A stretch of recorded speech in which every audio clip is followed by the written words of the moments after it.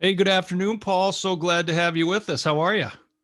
Well, it's the end of May. It's hard to imagine that we've gotten this far, but we're doing well. My tomatoes are happy because of the rain we got yesterday, and excited about some things we've got coming up with Top 20. Yeah. Speaking of top 20, for listeners, why don't you let us know who you are? What in the world? Give us a short history of Paul Bernabei, director of Top 20. Well, that can be done very shortly. I'm the director of Top 20 training. I've been hanging out with Tom for 21 years now, and I have the wonderful opportunity to meet wonderful people around the country who want to make a difference in American schools. So I'm able to work with teachers, educators, do a lot of writing on things that we think is important, and keep meeting people that want to make a difference in schools.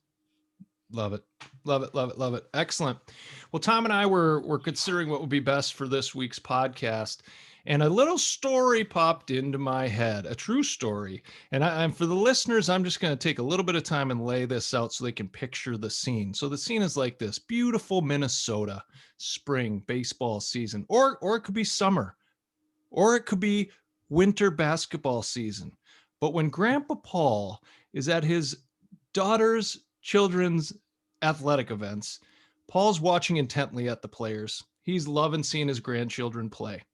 But he's also got an eye on the individuals behind the players called coach. And there are times during some games, not all games, where Paul's daughters will start tensing up a little bit. Will start getting a little nervous because they're noticing a sense of agitation in their father, which is kind of rare. And that agitation is coming because Paul, in grandpa mode, in true Paul Bernabei mode, is noticing something that is occurring, that is putting the human development of children at risk. And that is typically a coach acting in a way that isn't very coach like or helpful. And at that point, daughter looks at Paul, dad, and says, "Don't, dad, don't." And then Paul's wife, says, "Don't, not today, not today." And Paul says, "What?" Well, this unfortunately is a very true story. It has happened many times. Um, I say somebody needs to let the coach know what the purpose of this activity is, because apparently he has forgotten. And and And you're saying and this in your head watching a baseball game. For the most recent story, let's stay to the baseball game. So this is going on internally, and then just lay it out for the listeners. What may or may not have happened then? well, my daughters often invite me to go home before the game is over, but I will in a discreet way. My purpose is not to embarrass anybody, but I'll find a time when I can share something with that coach who's been humiliating kids, to let him know that that's not going to be a very effective. His kids are going to be afraid to play, and my I see my job in that role as helping someone succeed. And even though I want my grandkids to win the game, I want this coach from the other team to succeed in being an effective coach. And given the way he's operating, it's not happening right now. So Tell I'm going us, to just tell us what you saw, Paul. What did you see? well, the latest time, Tom, was it was a fifth grade baseball game. Or these just little young kids, and the a couple players from the other team in the first inning made a few errors. A ground ball that got fumbled and a throw to first base that didn't make it. And the coach comes out and he's yelling and screaming at these kids, "Everybody in here! Everybody get in here!" And he gathers them all around the pitcher's mound. And Fifth he says, graders. fifth graders. Yeah, he says, this pitcher of yours is doing his best, and you guys are screwing it all up. Now, there are three games going on at the same time on this big field, all right? And the fans from the two other fields are listening to this. This guy is that loud, all right? Hmm. So, I mean, you could just see all these kids, they put their head down and they kind of drag their tails back to their positions, and the game continues, and they just weren't there anymore, all right? So I just kind of walked around the field behind the dugout where he was sitting, and I said, I know your job is not to humiliate young people.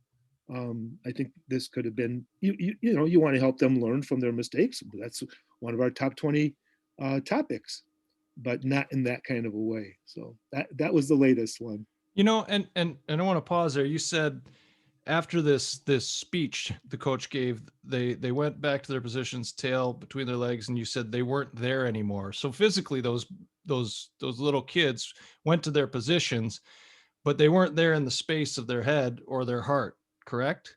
What's Exactly. going on? What's going on up top? Yeah, I mean, they're having thoughts like, I'm not good enough. I don't want to do this. Um, and I think the coach simply has forgotten his purpose. Yep. And I've done that, right? And Tom, I know you've done that as a coach. We've had those experiences. I've had that experience as a father.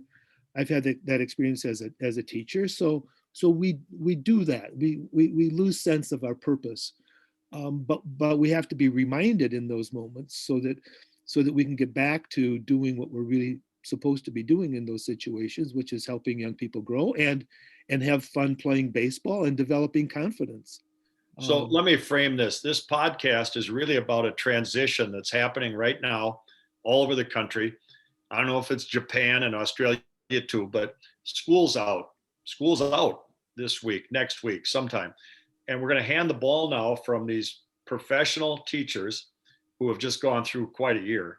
But it's now going to be teach your time for grandpa, for little league coach, for youth soccer, for the playground director, for mom, when milk is spilled, for all of us.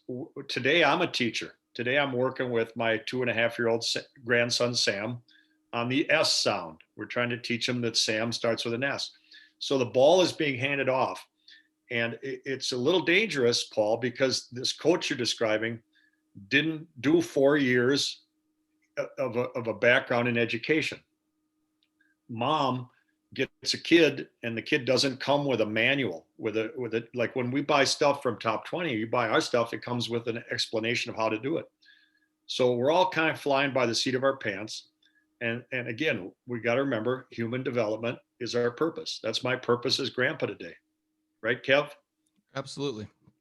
Absolutely. And I gotta say, just from as a dad, I'm a dad of 4. I'm also a coach. Obviously, been a teacher, am a teacher.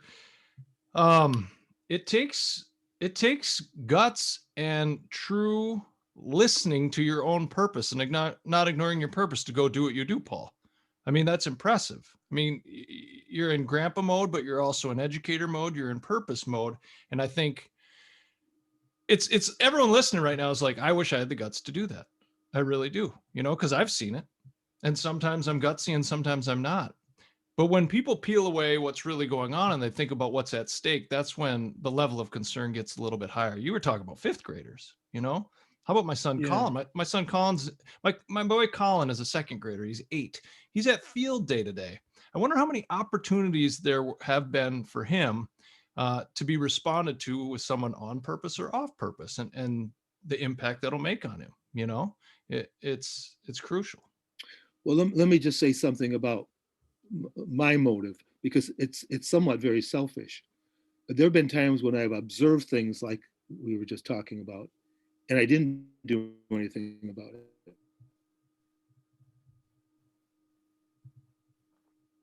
Hold on, And Paul. that Hold on, bothers Paul. me.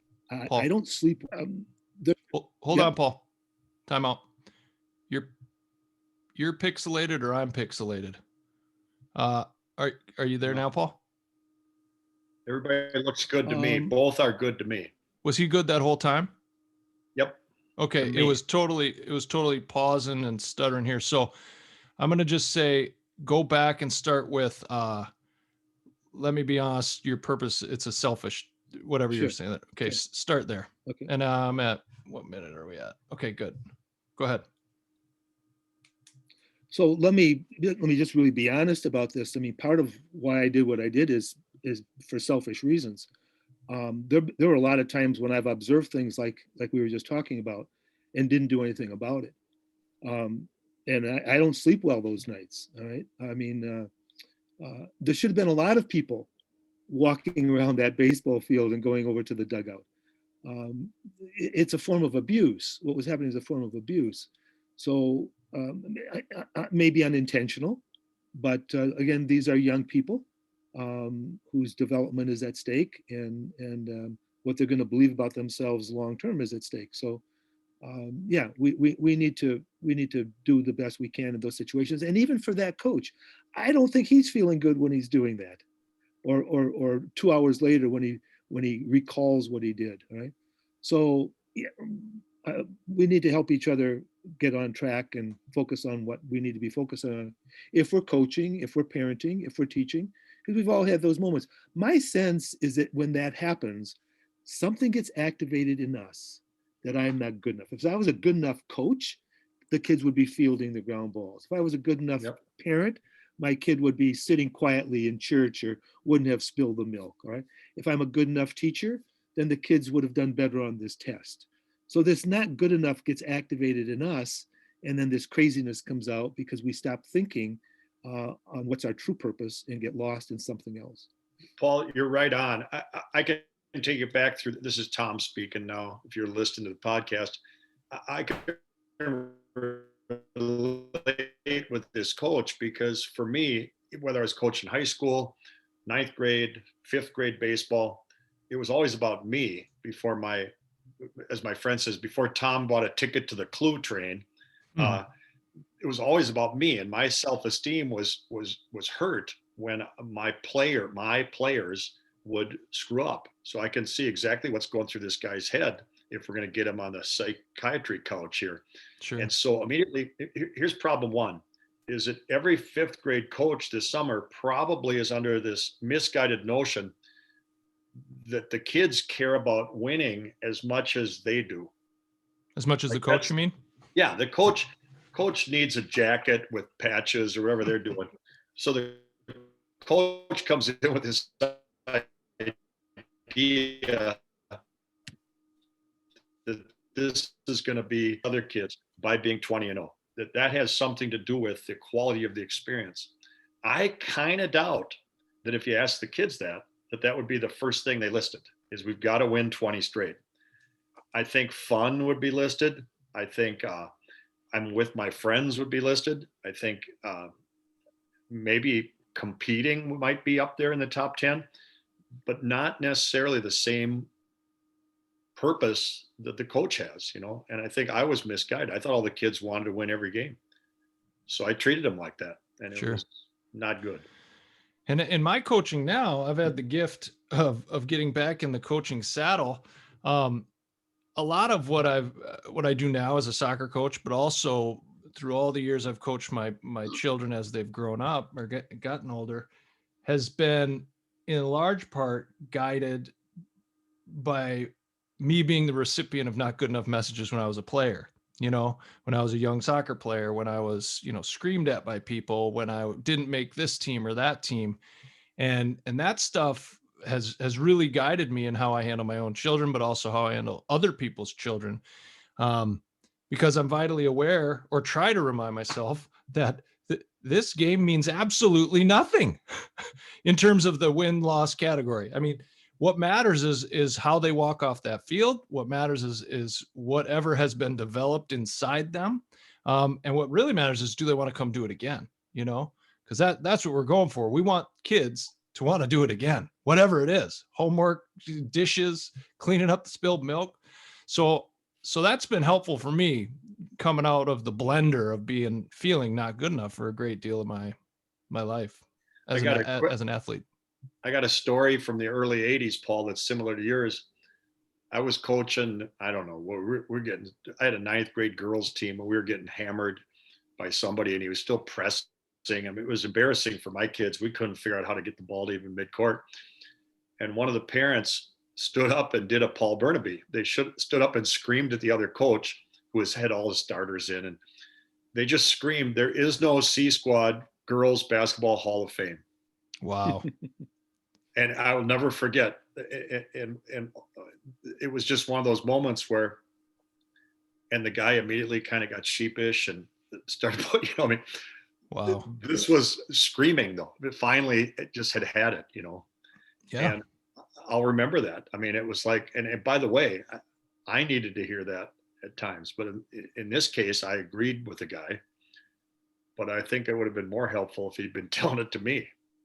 Well, Tom, I think you were right what you were saying before, that from a kid's perspective, having fun and growing and developing, and Kevin wanting to come back and play again are the important things. But even if we drop down to the next level and talk about winning games, I'm always, as I'm watching, I get to dozens of games a week because I've got all these grandkids, and I'm always looking for, are kids getting better? Is this team getting better from when they started in early May until they're going to be finished in the middle of the summer? And I've got 4 son-in-laws who are all coaches, and they're doing it the right way. They're building confidence in kids who make mistakes and who fail. And by the end of the summer, those kids are playing a whole lot better and therefore winning more games. So I think human performance, whether it's kids or even adults, our performance gets better when we become more confident. And when we know somebody's got our back. I'll tell you a story. I think I've shared this with you guys before. When I was in college, we were playing one of the biggest games of my life. And I dribbled, this was a basketball game, and I dribbled into the lane, went up for a shot, and I got hacked. All right. The ref didn't call it. The other team gets the ball, they're heading down the other direction. And I'm running down court, getting back on defense. Referee's right next to me. I said, "Ref, aren't you going to make any calls?" He said, "Yeah, right now." And he blows his whistle and he calls a technical foul on me. Biggest game of my life, and I get a technical foul? Are you kidding me? So I hung my head. I walked over to the bench. My coach was Coach Smith, and he put his arm around me and said, "Hey, don't worry about that. If he wouldn't have called it on you, he'd have called it on me." So here's a guy who always had your back, and you did anything for him. You try to bust through a brick wall to do your best you can for this coach, because he always had your back. And I think kids pick up on that, even at a much younger age. They know when there's somebody there for them. And when there's somebody there for them, they play at their highest level, and they learn from mistakes and failure and become better as the season goes on. Yeah. One of the things through our work at Top 20, we have this incredible intense focus on mistake making as a catalyst for growth. One of the best things I said to my team this last fall was, before game 1, they were all sitting on the bench ready to play varsity. And I just said, every single one of you, keep your rear end on this bench. Don't you dare set foot on that field unless you're okay with messing up. If you're afraid, sit down, stay down. Otherwise, let's go. And then the whole theme all year, I taught them the difference between survive and thrive for our brain. I said, if you're locked in survive mode, gentlemen, you're definitely not going to get that chest trap. You're not going to have an accurate pass. You may not even try to trap the ball. I said, we want to get each other and thrive. And I didn't know if telling them this would stick or not. And of course, like kids, they all made fun of it for a while. Hey, thrive. Hey, let's thrive, guys, thrive. But weird enough, later down the season, like, I'd hear them calling each other out there, because someone would yell at someone about making a mistake, and someone would be like, hey, we want to thrive here. Let's go, fellas. And it just changes things, because there's an unlocking versus a locking. And we've all operated out of lock, in different times in our life, and less of the human comes out. And I think we were talking athletics, Paul. A lot of what you're talking about right now reminds me of the phrase you've uttered to all of us. And that has to do with the worth kids seem to get out of what they do, which is kind of backwards. A lot of kids think they get worth based on what they do, but that's not what we're trying to tell them, is it? No, we want them to know they have worth because of who they are. We want them to do well. We want them to succeed, whether it's in sports or academically, whatever. We want them to do well, but their worth doesn't come from that. It comes from who they are. Let me give you kind of the opposite example of this coach that we've been talking about. My granddaughter Maggie 2 nights ago graduated from 8th grade, and she was selected to give the speech at graduation, the gratitude speech for their teachers. Beautiful. Maggie has a learning disability, and Maggie struggled through school. She was up late at night trying to get things done. All right. And she talked about teachers that she had from kindergarten through 8th grade that were there for her, that gave her extra time, that supported her, that encouraged her. Right. You now have a kid who's giving the graduation speech, all right? And she named one in particular who had the biggest difference, because this teacher had confidence in Maggie and let Maggie know that she was good enough. And she may not be able to do X, but she was certainly able to do Y. Right? And this teacher has made a difference in my granddaughter's life, not just in the immediate time of now, but Maggie is confident as she walks into high school. And she's going to have a different experience in high school because of this teacher. Beautiful. So that's the opposite of what teachers can do or coaches can do. Right. They can build that confidence. So both that teacher and Coach Smith had the opportunity to say what I've been describing to leaders. And by the way, parents, this is not just about sports, this podcast today. This could be about dance, drama, coloring. This could be about anything that's going on with your kid, especially this summer, to keep an eye on these activities. But there's a difference between gotcha and got your back. The coach Paul ran into in 5th grade is a gotcha guy. A gotcha. You got caught. There's principals like this in schools. There's bosses like this in the workplace that will get you for being tardy, or you didn't do well on a report or whatever. But then there's got your back, which is what you're describing in both this teacher Maggie had and the coach that Paul had in college, where you're still going to maybe pay the price for that technical. Maybe you're still going to get a C for Maggie instead of a B. Mm-hmm. It isn't like you just give everybody A's. This is not kumbaya, but there's a difference in these two gotchas. And I think that that's something to remember as a parent. Catch your kid doing something great this summer. Stop trying to catch kids doing what's wrong. And by the way, it's easy to catch them doing what's wrong because they're kids. They screw up all the time. Constant. But they also do very well all the time if you're paying attention to that. I think a lot of these things go back to, Kevin alluded to this earlier, messages that we've gotten at different times in our life when we were younger and maybe didn't have the defenses to guard them off. But I remember in 5th grade, and you guys know this story about me personally. I had missed school for a week I had the flu, wasn't feeling well, and then went back. And my parents said, you can go back to school, but you can't play in the basketball game tonight. Now, my 5th grade teacher was also my coach. And when I told him that I could be in school, but I couldn't be in the game, he said to me, you have a yellow streak down your back. What? I love playing basketball. I'd rather do that than anything else. I didn't say that to him, but I had the thought, no, I don't have a yellow streak. I'm not a coward. I'm not afraid of playing basketball. But that phrase has stayed with me. I'm 74 years old. I can remember that as if it happened yesterday. Right? That's powerful stuff. The things that we say to kids, either in the negative or the things that have been said to my granddaughter Maggie in the positive, those things stay with us for a long, long time. Now, why do you think that didn't stay with you? I mean, you have a coach / teacher, so person of authority, person of power, saying you're a coward. How in the world does that slide off of you? Because a lot of people pick up the ball, right? A lot of people wear it. Of course. And I think on one level, it did stay with me. It didn't define me. And I think the reason why it didn't is because I've been unconditionally loved by my parents. And that makes a big difference when you've had that experience and you layer this negative stuff on top of that. But if you haven't had that and that negative stuff gets layered, now you're really in trouble. But I think in some way it did stay with me. I was sharing this with Willa one day and she said, you didn't just kind of drop it.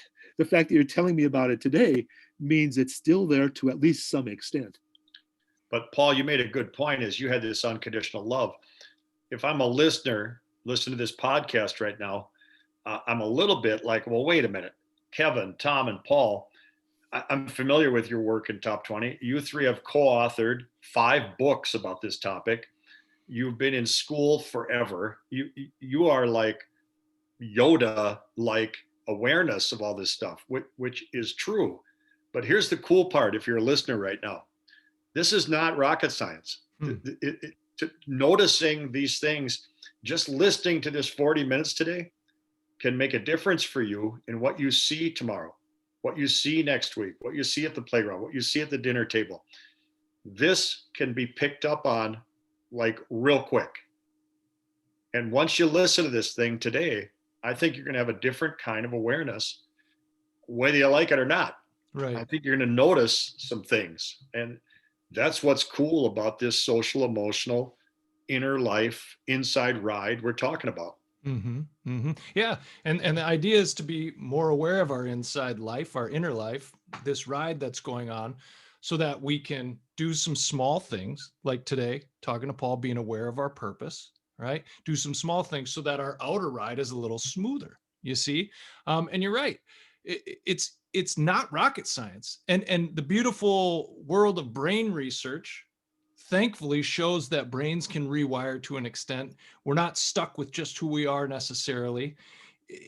There's always room for growth. And so I think, like I said, both you gentlemen know I'm a dad of four, but I have 5 million opportunities to do it better every single day. And you guys both know I'm not knocking it out the park on each time, but I'm willing to try, you know, but it's hard. It's difficult. It's difficult.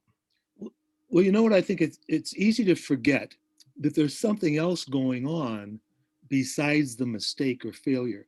I did a retreat 2 weeks ago, seventh graders, one of the best times of my life. Hmm. And in the middle of the retreat, I called this kid up. His name was Alex.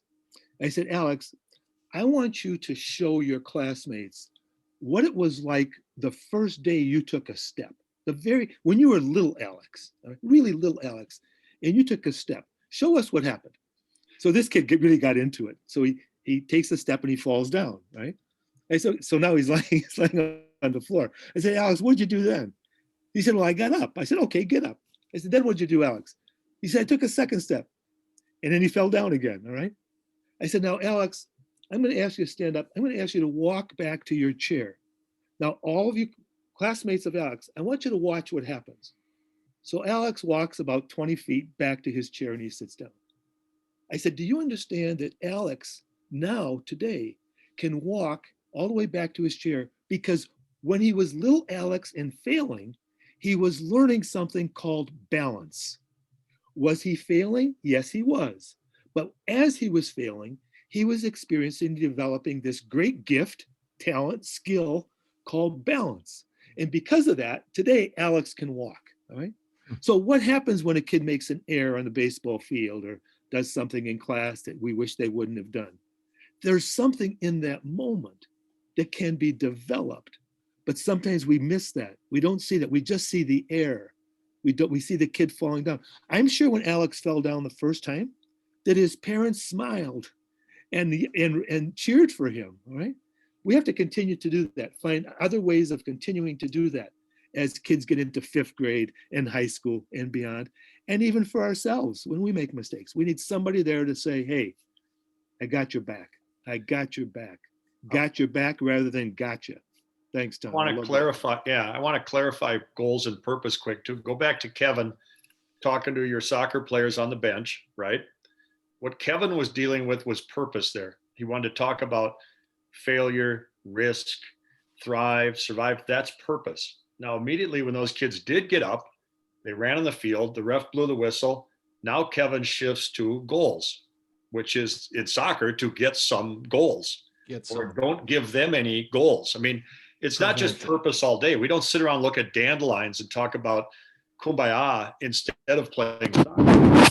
There's still stuff you do, like this fifth grade baseball game, or to make the play. You either make the play or you don't make the play. That's a goal. But the purpose is to develop this kid, to turn this little person into a big person. One other thought before we wrap this up. I used to say I was born this way. I was sarcastic. I was short-tempered. And I would say, well, that's just me. Sorry, you're stuck with Tom. I've watched my grandson, Sam, who's got many of the genes I have, I think. He's a Cody. I've never seen any sarcasm in him. I've never seen any negativity unless he doesn't get chocolate milk or whatever. I don't think he's born that way. I think these were learned behaviors for me. So don't give me that. I can't change. I'm just that kind of dad. I don't think that's true. Cool. I was working with a little league team the other night. A friend of mine asked me to share some of this stuff about mistakes and failure with his team. And so the kids were sitting in the grass before we started practice. I said, hey, you guys, I understand that you've been making some outs in some of your games. You've been making some outs. I said, I can teach you how to never make an out in a game. Now, would you say I'm a pretty good coach if I can pull that off? Oh, yeah, that'd be a very good coach. I said, by the way, everybody can do what I'm going to suggest. And if you do that, you'll never make an out in a game again. So all these kids are excited. What's coach going to say? I said, don't play. Just don't play. And if you don't play, you won't make an out. But anybody who makes 1 out of 3 hits in baseball this year is going to make it to the Hall of Fame. All right. Right. So we just need to let kids know that. And a lot of kids are saying, okay, I won't play. I won't play the sport. I won't go out for the theater. Yeah. I won't raise my hand in class. They're saying they won't play. And a lot of them are making that choice because of messages that we've given them about when they do play and they don't play perfectly. We don't want them to play perfectly. We just want them to play, and they will develop into what they need to develop into. Absolutely. I mean, that's why our company exists. We want people to continue to play. We want kids to play. We want kids to learn. We want kids to try, because then they become adults that play, learn, and try. And if we, as the adults in young kids' lives, can help remove some of those roadblocks so the play continues, I think we're in the right spot. Last thoughts from everybody. Paul, you're first. What's your last thought today on this? Well, I think we need to model it for young people. Let them know mistakes that we've made and the lessons that we got from those things, and be in the stands to cheer them on no matter what they've done. Kevin. Cool. To parents, to coaches, to kids, I would just say 2 words: try again. If you've messed up as a coach, you've said the thing you didn't want to say. As a parent, same thing. As a player, you dropped the ball, you missed the ball. Just try again. Just try again. Don't wallow. Like Zig Ziglar said, failure is an event, not a person. So try again. And mine is 2 things. Number 1, don't forget, the teachers are at the lake now. You're the teachers now. Everybody listen to this. Whatever your role is for your younger people, you're the teacher. And I want to teach you a sentence that you're going to use after every game. It just goes like this: I love to watch you play. That's all you get to say. And then you get Dairy Queen. That's your job as parent. Don't start telling the first baseman how to scoop balls. Don't start telling your daughter how to play lacrosse. By the way, you've never even played lacrosse. We all want to tell our kids how to do it. Just parents, I love to watch you play. And then what do? Shut up and drive. Awesome. Hey, gentlemen, thanks so much. This has been great. Paul, thanks for your time, for hanging out for Tom and I on this week's Inside Ride. Love you guys. Thanks for what you're doing. Thank you. You too, buddy. See you next time.